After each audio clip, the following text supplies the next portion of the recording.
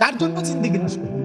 সমবয়সী বন্ধুদেরকে দেখাইতে গিয়া, আরে সমান বয়সী তোমার লগের এই দুষ্ট পোলাফাইনরে দেখাইতে গিয়ে নষ্ট হয়ে গেলা। একটা মেয়েকে দেখাইতে গিয়ে চরিত্র নষ্ট করে দিলা, একটা মেয়েরে ভালোবাসতে গিয়ে জীবন শেষ করে দিলা। আর পৃথিবীতে পুরুষ কোনো, বাকি পুরুষরা কোনো মহিলা পায় নাই, বিবাহ করে নাই, কথা বলেন না কেন? তো তুমি কি লেগে, কি এমন আশ্চর্য জিনিসের লেগে জিন্দিগিটা নষ্ট করে দিলা? এটা কি এমন ৭,০০০ ধন যেটার জন্য তুমি হায়াতটা নষ্ট করে দিলা, চরিত্রটা শেষ করে দিলা? ছি ছি ছি ছি ছি। আরে বোকা কি এমন বোকা হয়? এটা তো এমনি আসবে, হালাল আসতেছে কিনা বলেন না কেন? কোরআনে আল্লাহ বলেন, আমি যাকে পুরুষ বানিয়েছি, আমি আল্লাহর ওয়াদা তার জন্য তার হালাল স্ত্রী আমি তার দেহের অংশ থেকে বানায় রাখছি। আর কেমনে কইতো আল্লাহ বাংলায় কইতো? বলেন, অমিন আয়াতিহি আন খালাকা লাকুম মিন আনফুসিকুম আজওয়াজা। রব্বুল আলামিন বলেন, আমার কুদরতের নিদর্শন, আসমান যেমন আমার কুদরত, জমিন যেমন আমার কুদরত, এমন আমার কুদরত আমি প্রত্যেকটা পুরুষের দেহের অংশ থেকে তার স্ত্রী বানিয়েছি। ওয়াজালা বাইনাকুম মাওয়াদ্দাতাম ওয়া রাহমা। রব্বুল আলামিন বলেন, এবং আমি আল্লাহ যাকে স্বামী স্ত্রী হিসাবে বানিয়েছি, সেই স্বামী আর স্ত্রীর মধ্যে ভালোবাসা আর দয়া মায়া আমি আল্লাহ নিজে দিয়ে দিয়েছি। এজন্য একবার স্ত্রী তো ভালোবাসে, আবার স্বামী অভাবগ্রস্ত, বিপদগ্রস্ত, অ্যাক্সিডেন্ট কিংবা অসুস্থ হয়ে পড়লে দয়া আর মায়া নিয়ে সেবাও করে, ঠিক কিনা বলেন? কিন্তু নর্তকী এটা করে না, বেহায়া নারী এটা করবে না। যার লগে প্রেম করে এবারে তোমার সুখ দেখলে আসে, দুঃখ দেখলে নাই।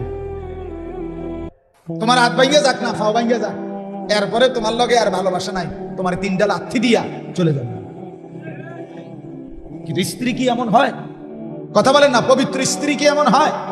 তো আমি 6 মাস আমার পাও ভাঙ্গা ছিল, আমি মোটরসাইকেল অ্যাক্সিডেন্ট করে 2021 সালে, না জানি 20 সালে, করোনার বছর 20 সালে পাও ভাঙ্গা লাইছিলাম, একদম পাও হাড্ডিটা ভাঙ্গে আর আলাদা হয়ে গেছে।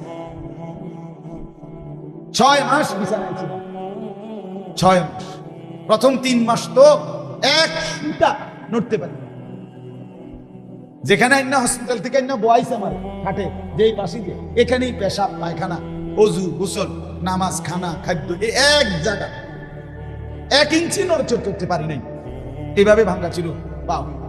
এই 6 মাস তো বিবি রাত দিন, আমার স্ত্রী, আমার বিবি, সে তো আমার জন্য সীমাহীন দয়া আর মায়া নিয়ে আমার আগলায় রাখছে।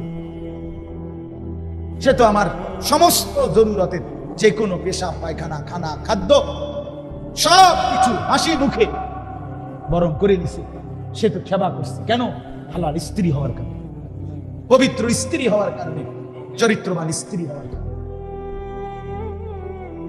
সিনেমার নর্তকী এটা দেখাবে, রাস্তার প্রেমিকা এটা দেখাবে?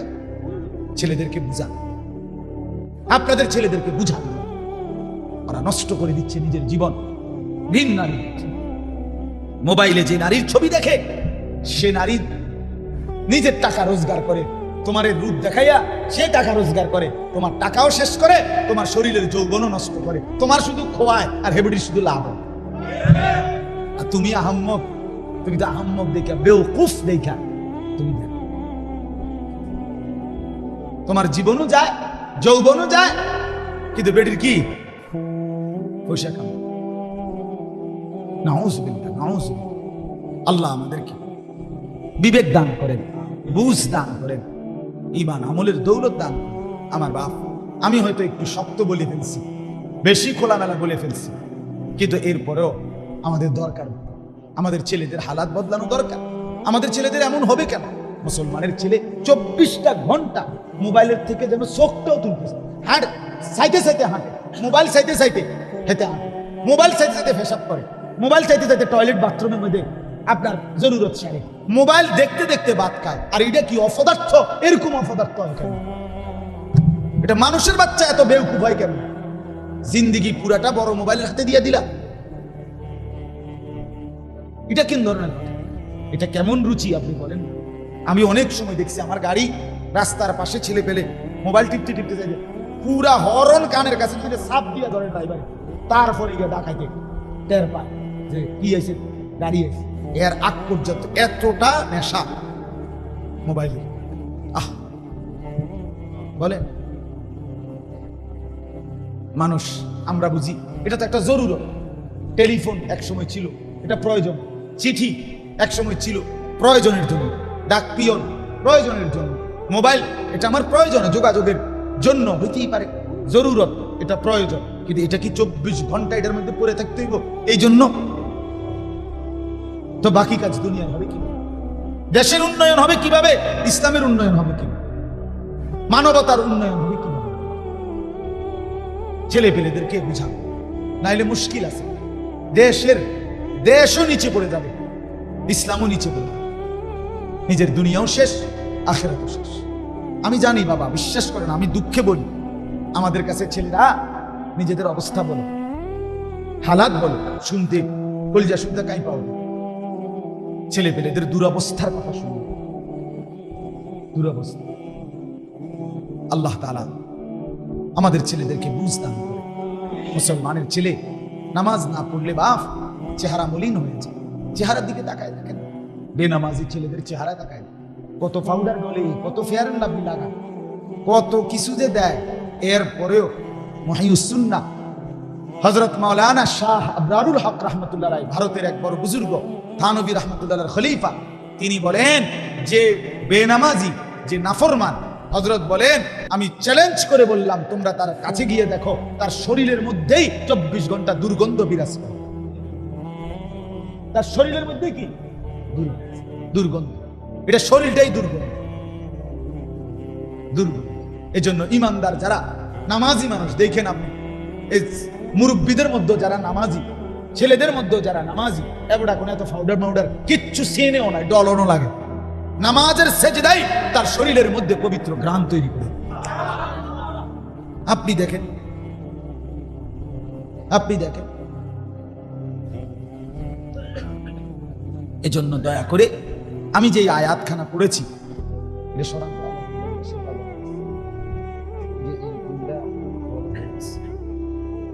এই আয়াতটা এবার দেখেন, তাইলে আমার কথা শেষ।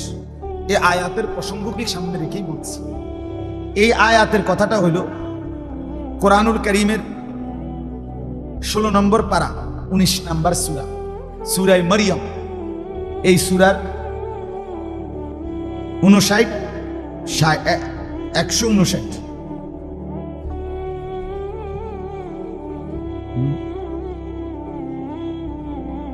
না, শুধু 59 60 এই দুইটা আয়াত তেলাওয়াত করেছি।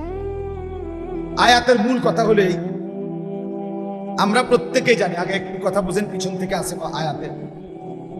এই পৃথিবীতে প্রথম আল্লাহ তাআলা মানুষ আবাদ করছেন, শুরু করছেন কাকে দিয়ে? এটা আমরা বুঝি না সবাই? আদম এবং হাওয়া আলাইহিমাস সালাম, দুইজনই ছিলেন ঈমানদার, দুইজনই ছিলেন কি? আদম তো নবী আর ইনি তার স্ত্রী, তাহলে দুইজন আল্লাহর অনুগত বান্দা বান্দি দিয়ে আল্লাহ তাআলা প্রথম পৃথিবী আবাদি শুরু করেছেন। তাহলে পৃথিবীর মানুষের প্রথম বীজ নেককার, নেককার, নেককার। প্রথম বীজ কি? নেককার, ঈমানদার। আচ্ছা, এরপরে হযরতে নূহ আলাইহিস সালাম একজন নবী। এই উনি আর আদম, এই দুইজনের মাঝখান দিয়ে একটা লম্বা সময় গেছে।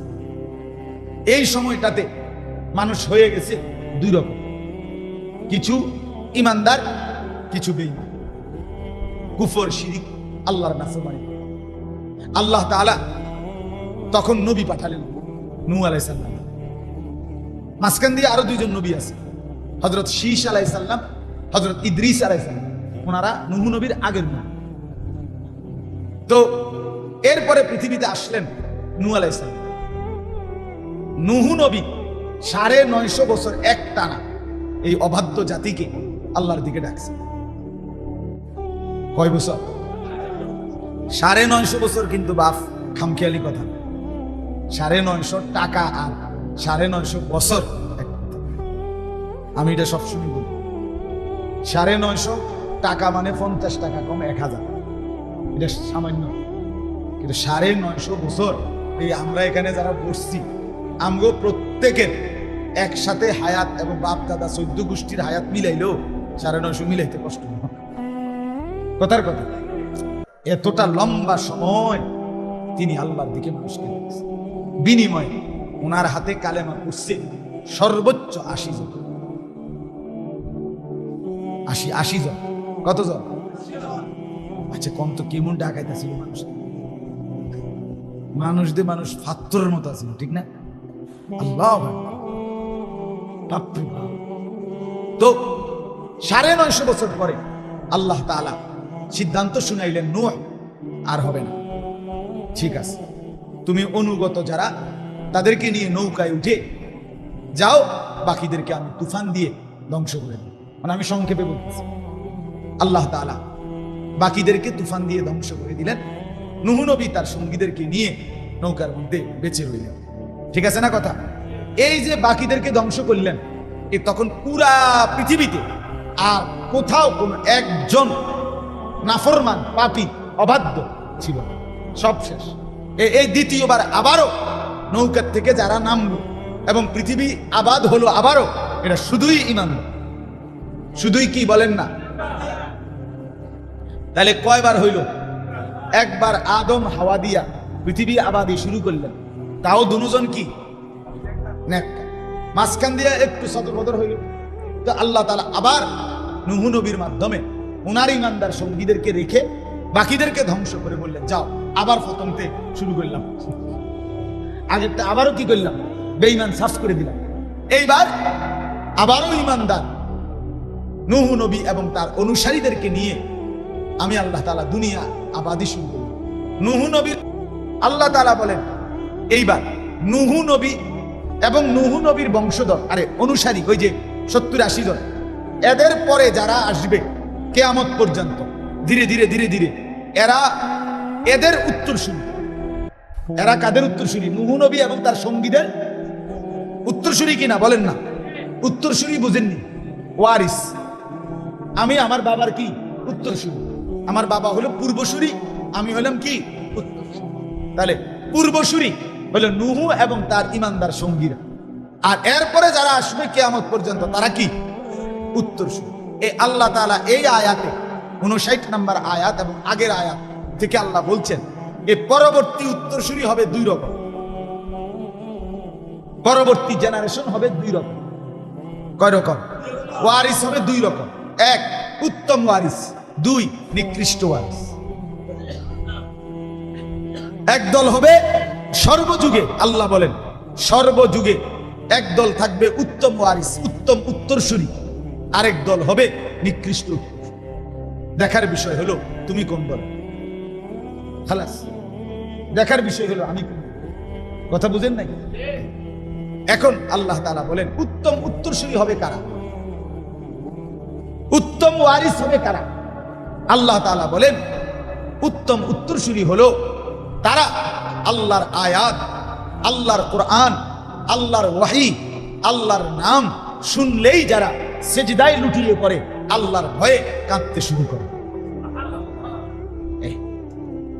সর্বযুগে সর্বকালে গোলামি সেজদা যারা করে, আল্লাহর ভয়ে যারা কাঁদে, আল্লাহ তাআলা বলেন তারাই হলো কিয়ামত পর্যন্ত যে যুগেই আসুক সে ওই নূহ এবং তার ঈমানদার সঙ্গীদের সার্থক উত্তম উত্তরসূরি জেনারেশন। বুঝতেছেন? খুব কঠিন হয়ে গেল কথাটা, সহজ কথা। আমরা এতক্ষণ লাগাই আমরা করে মনোযোগ করাইলাম, ওনার কঠিন হবে কেন?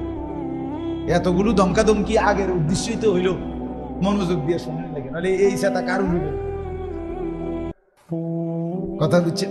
আমি একবার এক জায়গায় বয়ান করছি, আর আমার এই মাঝখান থেকে এক বুড়া মানুষ মুরব্বী এবার আইজগা বিড়ির জান শেষ,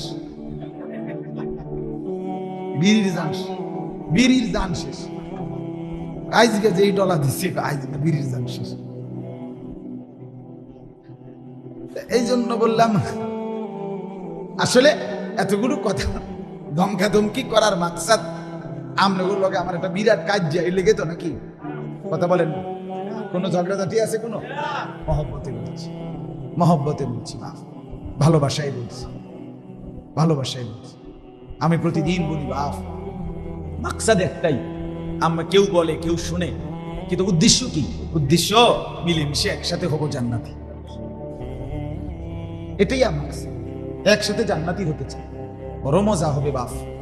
ভুল করেন না বাবারা, ছেলেরা বাপ ভুল করেন। কাফের বন্ধু হয়, দুশ্মন বন্ধু হয়।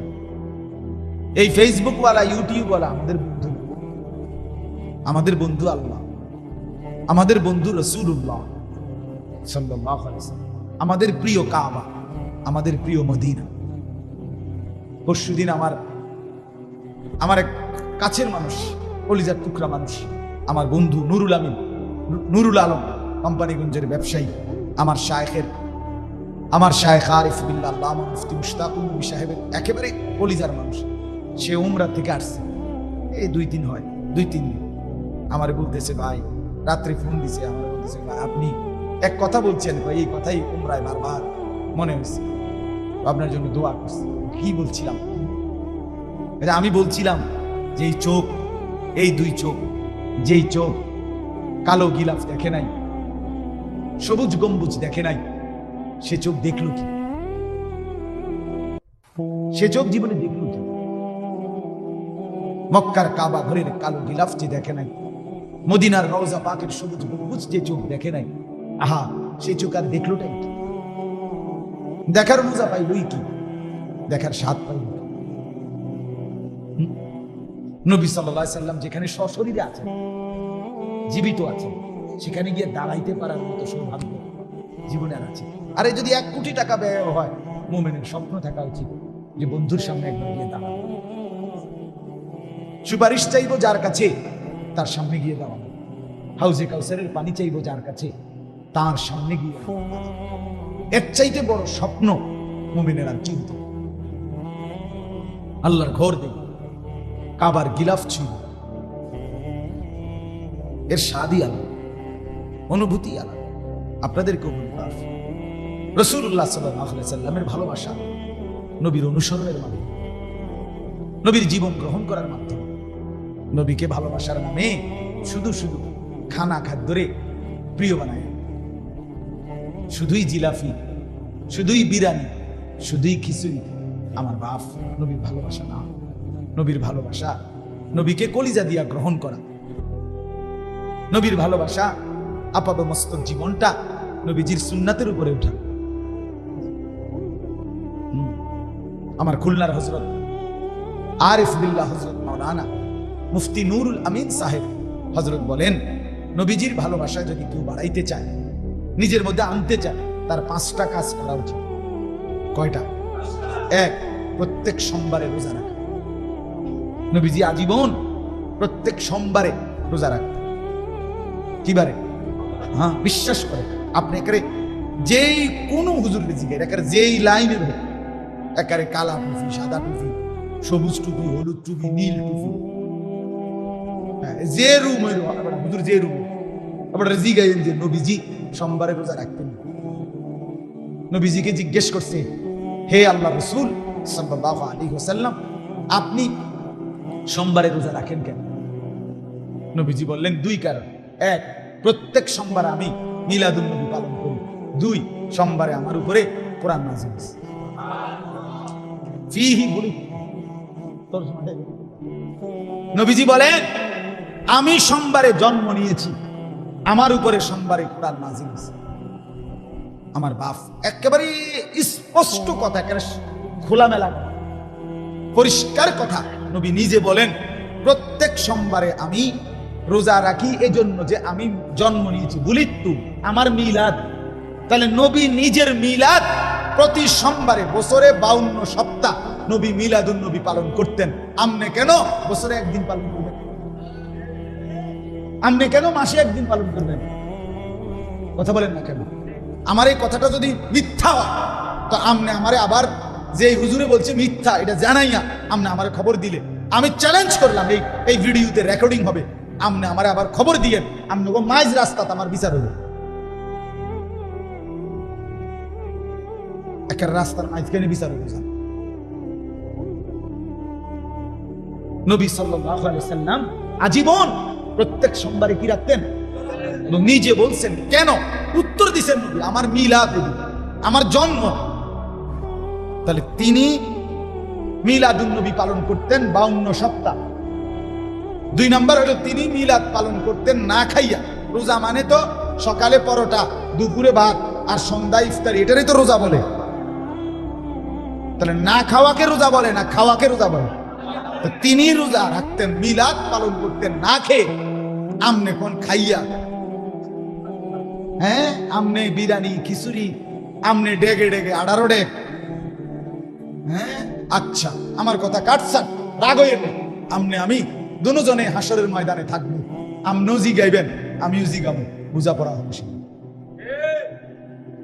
রাসূলুল্লাহ সাল্লাল্লাহু আলাইহি ওয়াসাল্লামের সামনে আমনও যাইতে হবে, আমিও যাইতে হবে, হবে কিনা বলেন না কেন? তো দুজনে মনে রাখছেন কথাই, দুজনে জিগাবো, সেদিন ফয়সালা হবে কারমা আছে কারমা না। কথা বুঝছেন? সুন্নি ওয়াহাবি কোনোটাই গালি না, মনে রাখবো। এই জন্য ধাক্কা ধাক্কির দরকার। সুন্নি এটাও গালি না, ওয়াহাবি এটাও কি না। সুন্নি মানে নবীর সুন্নত ওয়ালা, ওয়াহাবি মানে সরাসরি আল্লাহ খালাস। তাহলে এটা গালি মানে, আমার কথাটা আপনি বুঝছেন? সুন্নি বলা এটাও গালি না, ওয়াহাবি বলা কাউরে এটাও কি না। তো আপনি কি গাইলেন? গ্রামে যেটারই মানুষে গাইলাম হিড়ি না কইলেন, যার বিরুদ্ধে আপনার গালি দিতে মন চায়, তো যেটারে কয় গালি, এটা না গালি দিন। এই যে কুত্তার বাচ্চা, শুয়োরের বাচ্চা, এটি না কয় গালি। আমনে এমনি না গাইল লেবেন, আমনে এমনে গাইল লেবেন না লাভ আমার, কারণ আমনে গাইল লেবেন আর আমার নেকি আসবে হাসরের ময়দানে, আমনে ফেরেশতার সামনে জবাব দিবেন আল্লাহর কাছে। আপনি গাইল লেবেন না, আমি কিন্তু গাইলে নিতে হয় না। আপনি মনে করছেন আপনি গাইল লেছেন, আসলে তো হইল না, লাগলো না। মজার কথা আপনি বুঝছেন তো। আমার 7 বছরের যে ছেলেটার কথা বলছি, সফওয়ান, এই ছেলেটা নুরানি পড়ে। সে আমার মাদ্রাসায় আর ময়নামতি, যেখানে আমার মাদ্রাসা, প্রতি মাসের 2য় শনিবার আমার মাদ্রাসার ইসলাহি মাহফিল, ছেলেদেরকে বাবাদেরকে দাওয়াত দিলাম, যাওয়ার চেষ্টা করলাম 14 তারিখ এই মাসে ইনশাআল্লাহ। তো ছেলেটা আমার ছোট ছেলে, প্রত্যেক বৃহস্পতিবার আমাদের মাদ্রাসার মধ্যে জলসা হয় ছেলেদের। ওই বাচ্চারা কোরআন তেলাওয়াত, হামদনাথ, বক্তৃতা, গজল, এডি প্রতিযোগিতা হয় ছেলেদের শিখার জন্য।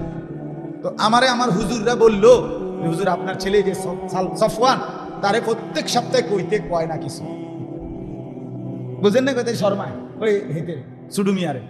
তো এই কিছুদিন আগে একদিন আমি ছিলাম ওই দিন বিশ্ববিদ্যালয়। আমি আজকে আবার তোমারে সোজা করুন, হ্যাঁ আব্বু আসি, তুই আজকে কইবি সোজা কথা। এখন তারে মাইক দিলাম, এটা হাতে দিছি, ওই আব্বা কও একটা গজল বা কোরআন শরীফ কিছু। হে কয়েন বহুত বললাম, পরে আমি বললাম বেত আরো আনছি। বেত আনার পরে তার 2 পাও যে 2 পায়ের উপরে দাঁড়াইছে না, হে দাঁড়াই রয়েছে না, দোনো পায়ের 2 সাইডে দিয়া আমি ওই বেত দিয়া বাড়ি দিছি, মানে ফ্লোরে তার পায়ে না, ইচ্ছে করে। তারপরেও তারে বলাইতে পারলাম। তো পরে বললাম থাক বাধ্য, তো ছেড়ে দিছি, মানে আর কিছু বলি। এইতে করছি কি, আমার এই ছোট ছেলে রাত্রে যখন আমি বাসাতে আইছি, আমার কাছে আব্বু লাগছে না। কি লাগছে না বুঝছেন? আমি হিসাব না, ওই যে দোনো ছাড়ি দিয়ে দিছি যে বাড়ি, তে তো মনে করছে আপনি তো ফিরছিলাম, কিন্তু কি দিছে না। আসলে তো আমি ইচ্ছে করে কি করি নাই। হেতে কয় কি কয় লাগছে। আমার এখন মনে হয় কথা যে আরে আপনি যে আমার ওয়াহাবি গালি দেন, লাগে না তো, না লাগছে না তো, গালি তো লাগছে না। আপনি যেটা কইলে গালি হয় সেটা না গাইলে মানুষে এরাম দেশে বেড়িতে কাজে লাগলে যে গাইলে আপনি শুনেন না, হেন থেকে 2-4টা গালি দেন। ওয়াহাবি তো কোনো গালি না, কথা বোঝেন? পৃথিবীর কোনো অভিধানে যে ওয়াহাবি একটি গালি, এ কথা পৃথিবীর কোনো কিতাবে, বইতে, ডিকশনারিতে, অভিধানে কোথাও না। তো তাহলে আমি এটা কই থেকে গাইলাম? এটা লাগছে না তো, এটা তো সফনের মতো হইল। এই জন্য মূলত মাকসাদ কি না বাবা, ঠেলা ঠেলি না। মূলত মাকসাদ কি না, মূলত মাকসাদ এটা না, ধাক্কা ধাক্কি মাকসাদ। মিলেমিশে জান্নাতি হতে চাই। কি হতে চাই বলেন না? ये चमन सहरा भी होगा, ये खबर बुलबुल को दो, ताकि अपनी जिंदगी को सोच कर कुर्बान करे। এই দুনিয়া, এই সুন্দর সাজানো বাগান মরুভূমি হয়ে যাবে। কবি বলেন, এই খবর পাখিকে বলিও, যে পাখি ফুলের উপরে বিচরণ করছে মজা করে, তাকে বলো, হে পাখি বুলবুলি, মনে রেখো এই সুন্দর বাগান থাকবে না। তাকে আপনি জিন্দগি কো সোচ কর কুরবান করে, যেন সে ভেবে চিন্তে নিজের জীবন শেষ করে। হ্যাঁ, নবী বললেন এটা উত্তম, তবে তুমি চাইলে এর চাইতে বেশি পড়ো। আল্লাহর নবীর সাহাবী বলেন, হে আল্লাহর নবী, আমার মন চায় তাইলে আমি অতিরিক্ত সময় যে দূর পাই পুরাটা টাইম আপনার উপরে শুধু দুরূদ পড়ি। নবী বললেন, তাহলে এটাই তোমার জান্নাতের জন্য যথেষ্ট হবে। তাহলে এটা অনুষ্ঠান, কথা বলেন না কেন? মহব্বত যার যত বেশি, সে পড়বে তত বেশি। হ্যাঁ, আমি আমার খুলনার হযরতের কাছ থেকে এই দুরূদ সালামের বই, আমি হযরতের, আমার না, হযরতের বইগুলো, দুইটা বই নিবেন, পড়ে দেখবেন রাসূলুল্লাহ সাল্লাল্লাহু আলাইহি সাল্লামকে স্বপ্নে দেখার আমল এখানে আছে। কি আমল করলে নবীজি সাল্লাল্লাহু আলাইহি সাল্লামকে স্বপ্নে জিয়ারত নসিব হবে। আমার বাপ, এবার আমি শেষ করি কথাটা। এই আয়াতের তরজমা, উত্তম উত্তরসূরি আপনারা বুঝছেন কারা?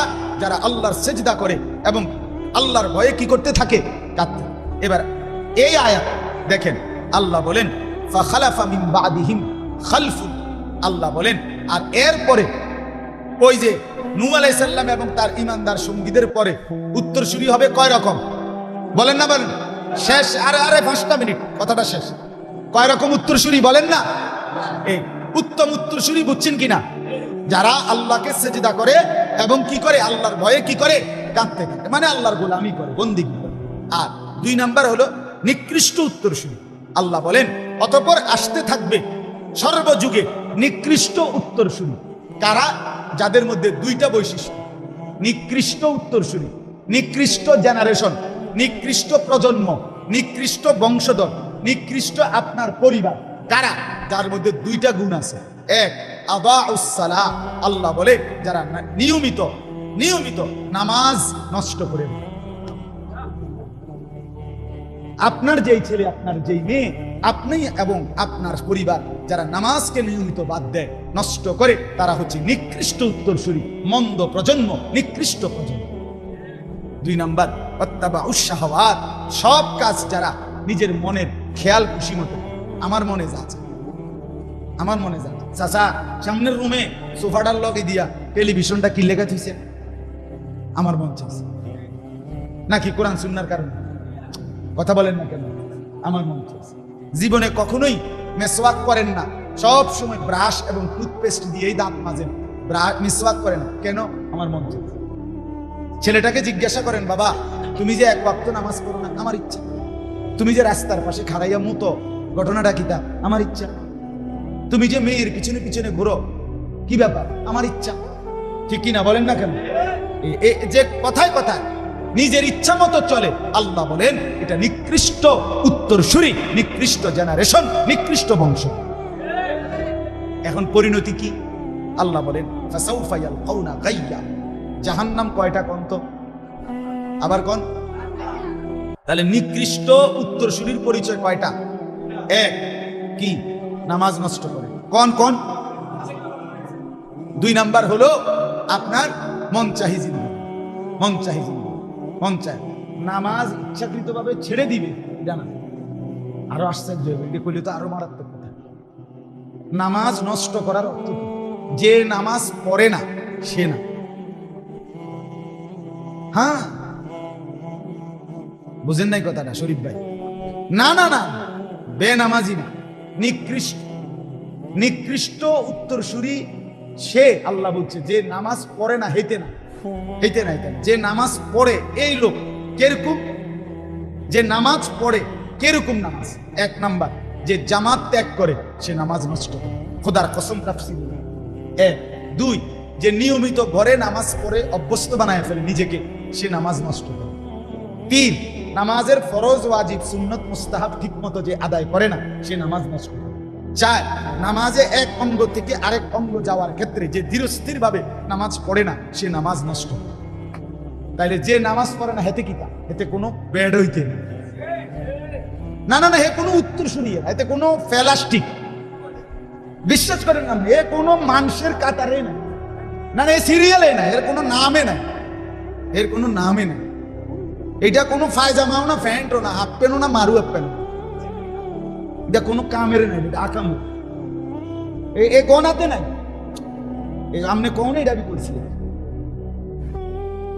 আবার সালাত কি নামাজ পড়ে না, সে বাদ আগেই বাদ, নামাজ পড়ে না, তার আল্লাহ যেন বলতেছে তার কথা জিঙ্গাই হয়ে না, বেনামাজির কথা কি করো না, তে কোনো পরিচয় নাই, তার কোনো পরিচয় নাই। নামাজ পড়ে কিন্তু জামাত ত্যাগ করে, তার ব্যাপারে এত বড়। নামাজ পড়ে কিন্তু ঘরে নিয়মিত পড়ে, নামাজ পড়ে কিন্তু ফরজ ওয়াজিব সুন্নত মুস্তাহাব, নামাজের ভিতরে ফরজ কয়টা? 7টা নাকি? নামাজের ওয়াজিব কয়টা? 14টা। নামাজের সুন্নত কয়টা? 51টা। 2 রাকাত নামাজের সুন্নত কয়টা? 51টা। এই কমপক্ষে এতটুকু যে ঠিক মতো আদায় করে না, সে নামাজ নষ্ট করে। আবার ওই যে দাঁড়াইলাম, আল্লাহু আকবার, রুকুর থেকে সোজা হইয়া দাঁড়ায় না, একটু আলগি দিয়ে উনানে গেলেন যেটা, এই কাকা আপনি কই যান? আপনি যান কই? ফেরেশতা আপনার সেজদা একটা দিয়া মাথা একটু আলগি দিয়ে আরেকটা মারে, টুস টুস করে 2টা মাইরা দিছে,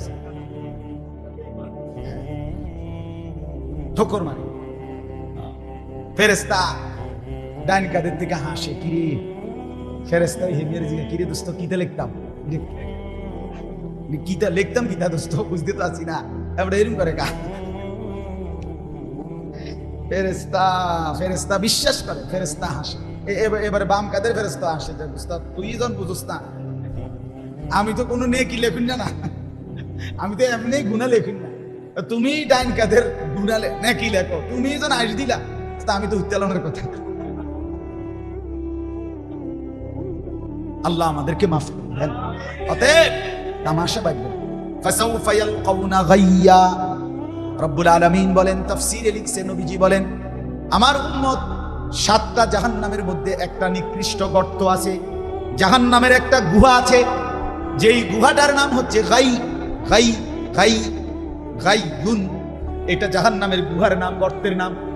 আল্লাহর নবী বলেন, আমার উম্মত 7টা জাহান্নামের মধ্যে যতগুলো আইটেমের আযাব আছে, জাহান্নামের গাই নামক গুহার মধ্যে সবগুলো আযাব একত্রে ভয়ঙ্কর আকারে আছে।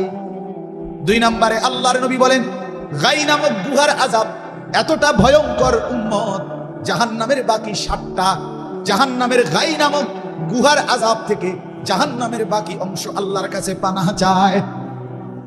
আল্লাহ তাআলা বলেন, ও নবী শুনিয়ে দেন, নামাজকে যে নষ্ট করে মনের ইচ্ছা মতো চলে, সেই নিকৃষ্ট উত্তরসূরি অচিরেই জাহান্নামের সেই গাই নামক গুহার মধ্যে নিক্ষিপ্ত হবে।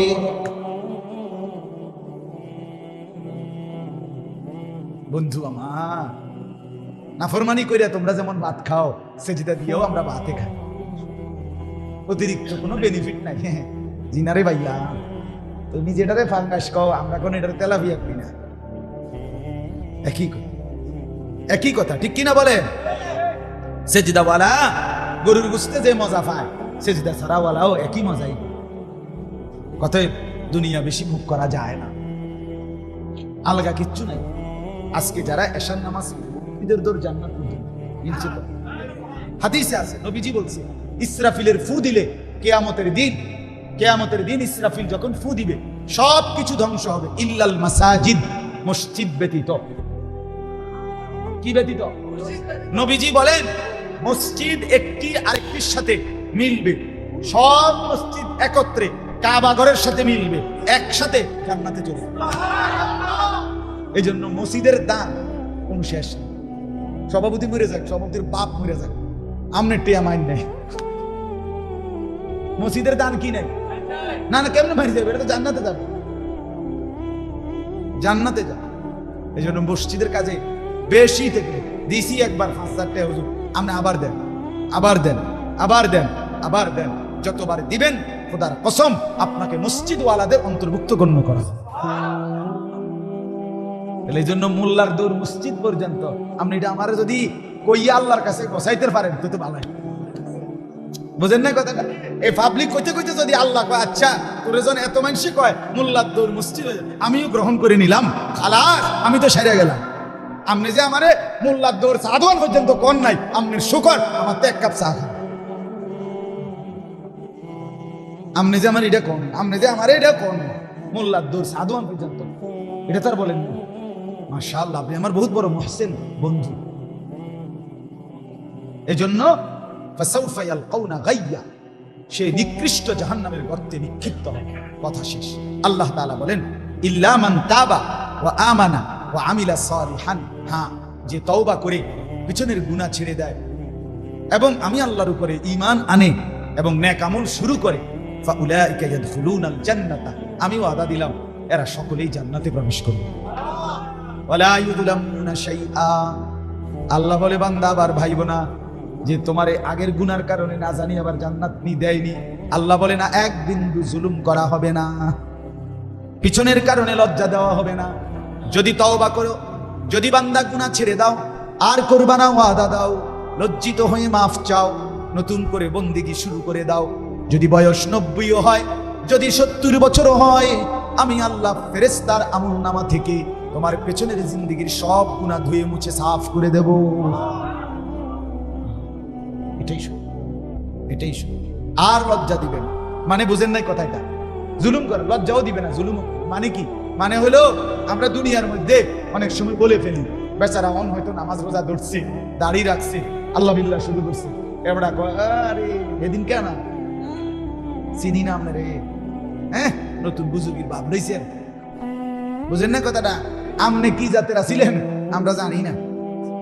কথা বুঝছেন? এরকম টিটকারি দুনিয়ার মানুষ করতে পারে, কিন্তু আল্লাহ তাআলা বলেন বান্দা আমার একটি ফেরেশতা কবর থেকে নিয়ে জান্নাত পর্যন্ত তোমার কিচ্ছু বলবে না, কেউ শরম দিবে না, কেউ কিছু বলবে না। আমি আছি না তোমার, আমি আছি না। আমার সামনে আমার প্রিয় বান্দা তওবা করে ফিরে আসছে, এই তুই কবরের কে? আল্লাহ ফেরেশতাকে দিবে, এই বেটা তুই কে? এটা আমার না। বান্দা যখন তওবা করে, নবী বলছে আল্লাহর হাবিব, আল্লাহর বন্ধু হয়ে যায়। আল্লাহ যখন তওবা করে, দুনিয়ার মানুষ মাফ চাইলে কি করে? যদি মাফ করে দেয় মানুষ কি কয়? আচ্ছা মাফ করে দিলাম, যাও। ঠিক কিনা বলেন? আচ্ছা মাফ করে দিলাম, যাও। একদম আর কখনো যেন এমন না হয়, ঠিক আছে না? ঠিক আছে যাও, তো ছেলেটা চলে যায়। এই তো না রব্বুল আলামিন বলে আমি যখন কাউকে মাফ করি তখন আমি এ কথা বলি না যে মাফ করে দিলাম, যা। আরে বলে কি আমার বান্দা কই যাবে? রব্বুল আলামিন বলেন আমি যখন মাফ করে দেই, আমি বলি মাফ করে দিলাম বান্দা, আও আও। যদি বলেন কোথায়? রব্বুল আলামিন বলেন ওয়া জান্নাতিন আরদুহাস সামাওয়াতু ওয়াল আরদ, আসমান জমিন লম্বা, জান্নাতের দিকে আসো।